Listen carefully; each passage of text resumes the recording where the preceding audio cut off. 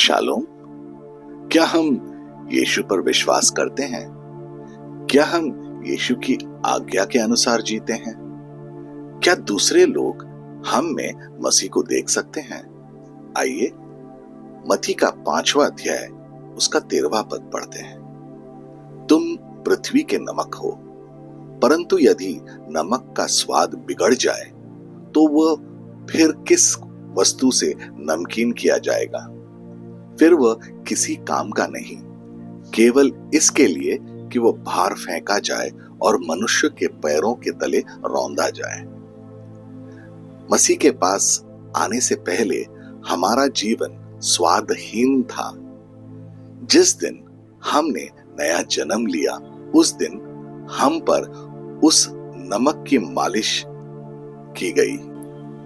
यिजकेल के 16वें अध्याय में उसके 4 पद में, और तेरा जन्म ऐसे हुआ कि जिस दिन तू जन्मी उस दिन न तेरा नाल काटा गया, न तू शुद्ध होने के लिए धोई गई, ना तेरे कुछ लोन मला गया और ना तू कुछ कपड़ों में लिपटी गई।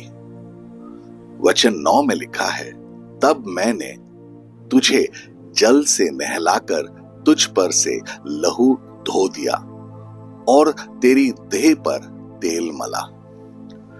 अब हम नमक हैं जिसे प्रभु ने हम पर मालिश किया है। जैसे कि हम सभी जानते हैं कि नमक का उद्देश्य स्वाद बढ़ाना है। हम जिन्हें प्रभु ने पृथ्वी के नमक के रूप में बुलाया है, हमें दुनिया में स्वाद बढ़ाना है, परमेश्वर के राज्य का स्वाद। पार्टियों में जिस तरह से हम शामिल होते थे और उनका स्वाद बढ़ाते थे, उस तरह नहीं। आज हम पृथ्वी पर मसीह के राज्य के प्रतिनिधि हैं। हमारे जैसे खोए हुए लोगों को वापस लाने के लिए। दूसरे कुरिन्थियों का 5वां अध्याय उसका 18 से लेके 20 पद तक।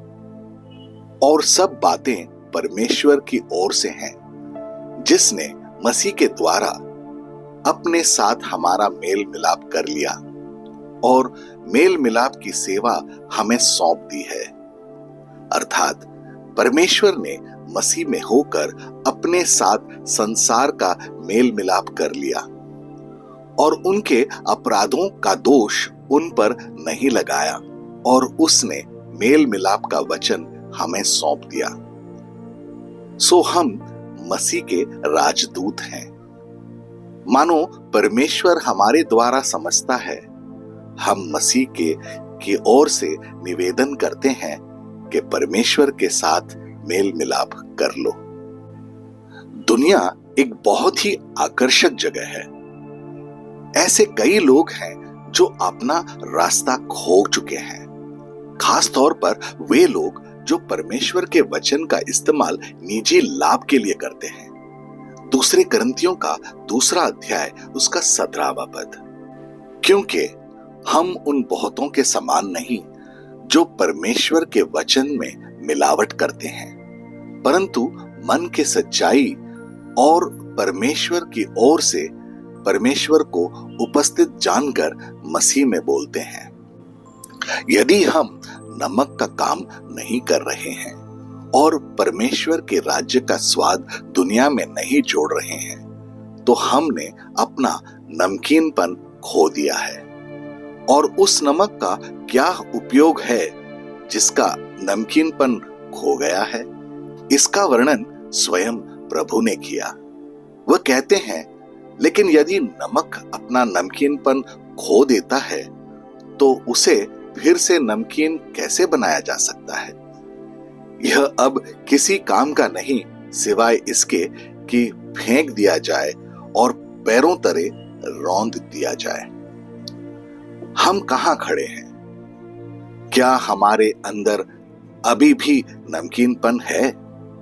अगर है तो इसका मतलब है कि हम वह काम कर रहे हैं जिसके लिए हमें इस धरती पर भेजा गया था। आइए प्रार्थना करें। अद्भुत और सुंदर उद्धारकर्ता यीशु, मैं आपका धन्यवाद करता हूं कि आपने मुझे मेरे नाम से बुलाकर जो कृपा दिखाई है। मैं अभिभूत हूं जब मुझे पता चला कि आप मुझे धरती का नमक कहते हैं। आपने मुझे शिष्य बनाने के लिए इस दुनिया में भेजा है कि नमक का वह स्वाद मुझ में दिखाई दे। मेरी मदद करें कि मेरे मुंह के शब्द और मेरे दिल का ध्यान हर दिन आपको प्रसन्न करते रहे।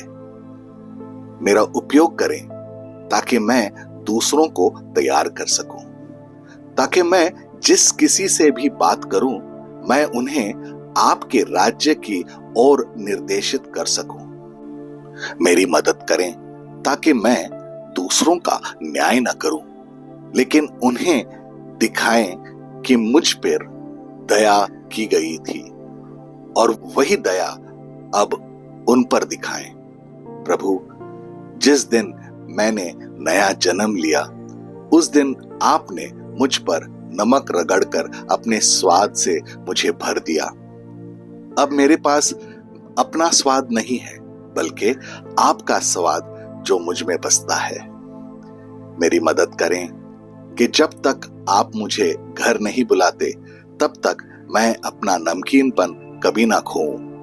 प्रभु यीशु, आपके सबसे सुंदर नाम में मैं प्रार्थना करता हूं। आमीन और आमीन। अपने दिन की शुरुआत प्रभु यीशु से करें। सब्सक्राइब कीजिए, नोटिफिकेशंस ऑन रखिए और ये दैनिक भक्ति आपको रोज मिलेगी। धन्यवाद।